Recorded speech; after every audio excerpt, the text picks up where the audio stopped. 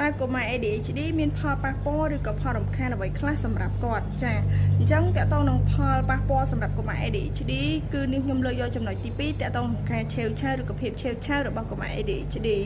ចាអញ្ចឹងកុមារដែលគាត់ឆាប់ឆេវឆាវឬក៏ឆាប់ប្រតិកម្មនឹងបើសិនជាប៉ាម៉ាក់ឬក៏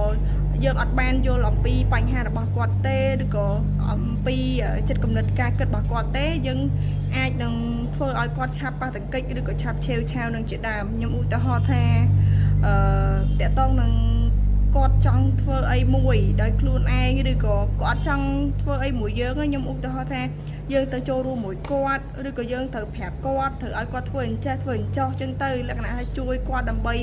ឬក៏យើងចូលទៅបង្កើតទំនាក់ទំនងមួយគាត់អីហ្នឹងគឺគាត់អត់ងាយទទួលយកទេចាឧទាហរណ៍ថាគាត់ចង់ធ្វើអីមួយដោយខ្លួនឯងឧទាហរណ៍ថាពីលេខ1ដល់លេខ10អញ្ចឹង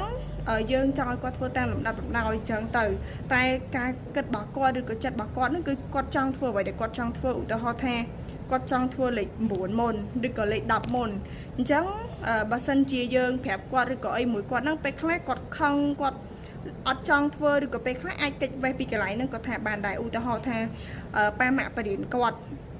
ឲ្យធ្វើអញ្ចឹងណាឬក៏ឲ្យគាត់ទៅសេអក្សរមួយអញ្ចឹងទៅឧទាហរណ៍ទៅសេletter A មួយអញ្ចឹងទៅតែគាត់អត់ចង់ទេគាត់ចង់ធ្វើអីជាខ្លួនឯងឬក៏ធ្វើដោយខ្លួនឯងអត់មាននរណាគេមកប្រាប់គាត់មកឲ្យគាត់ធ្វើអញ្ចេះធ្វើអញ្ចោះចឹងទៅអញ្ចឹងនៅពេលដែលគាត់ចង់ធ្វើដោយខ្លួនឯងហើយយើងបង្ខំធ្វើឲ្យគាត់មូម៉ៅឆេវឆាវឆាប់ខឹងនិយាយទៅអាចពេលខ្លះគាត់អាចបង្កទៅជាបញ្ហាកប្បកិរិយាទៀតដូចជាពេលខ្លះអាចវាយយើងវាយធ្វើបាបយើងឬក៏ពេលខ្លះអាចធ្វើបាបខ្លួនឯងហើយពេលខ្លះអាចកវិកវត្តរបស់របរអីកវែងចោលធ្វើឲ្យរប៉ាត់រប៉ាយអីចឹងទៅអញ្ចឹងតាក់ទងនឹងកុមារដែលគាត់ឆាប់ឆេវឆាវហ្នឹងគឺងាយប៉ះទង្គិចគាត់មែនតើតាក់ទងនឹងផ្លូវចិត្តរបស់គាត់ហ្នឹងហើយគាត់អត់អាច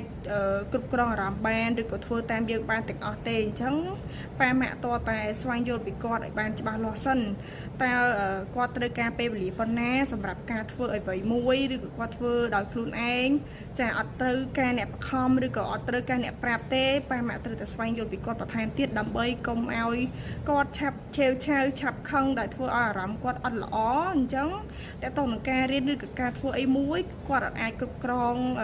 ពេលនឹងបានទេឬក៏គ្រប់គ្រងអារម្មណ៍បានទេគាត់ត្រូវតែបង្ហាញអសកម្មភាពអត់សុបាយចិត្តមូម៉ៅឆេវឆាវរបស់គាត់មកហើយការឆេវឆាវរបស់គាត់សិតតែមានមូលហេតុរបស់គាត់មិនមែននៅសុកគាត់ឆេវឆាវគាត់ខឹងគាត់យំគាត់សប្បាយឬក៏បោកខ្លួនអីទេឬក៏កវិកវត្តរបស់របរអីទេអត់ទេគាត់សិតតែមានមូលហេតុគាត់បានគាត់បង្ហាញបញ្ចេញអសកម្មភាពបែបហ្នឹងឲ្យយើងឃើញ